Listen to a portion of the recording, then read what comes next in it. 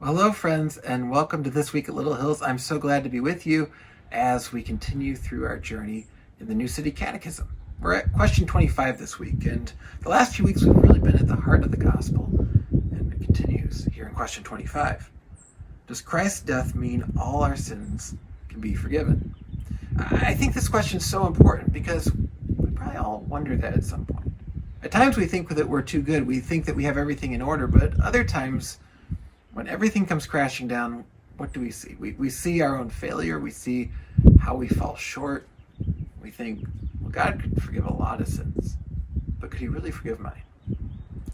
Here's what the answer in the Catechism says. Yes, because Christ's death on the cross fully paid the penalty for our sins, God graciously imputes Christ's righteousness to us as if it were our own, and we remember our sins no more.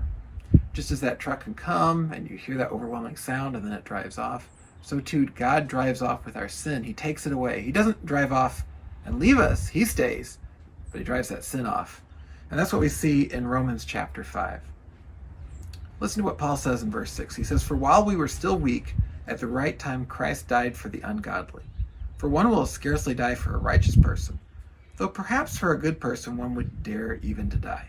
But God shows his love for us, in that while we were still sinners, Christ died for us. Since therefore we have now been justified by his blood, much more shall we be saved by him from the wrath of God." It's not if we're good enough. It's when we weren't good at all, God did this for us. And we can know then, just as vast as that water is behind me, and far vaster is God's love and his forgiveness for us. That's what we can rest on tonight.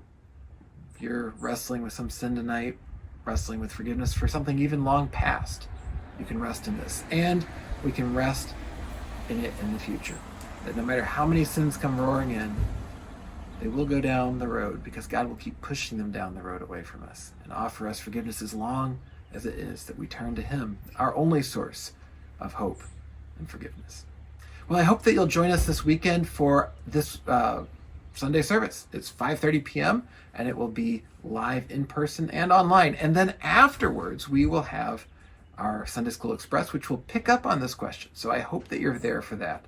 That's Sunday at 5:30, Sunday School Express, 15 minutes after service. Hope you have a wonderful and blessed week, and I'll see you again very soon.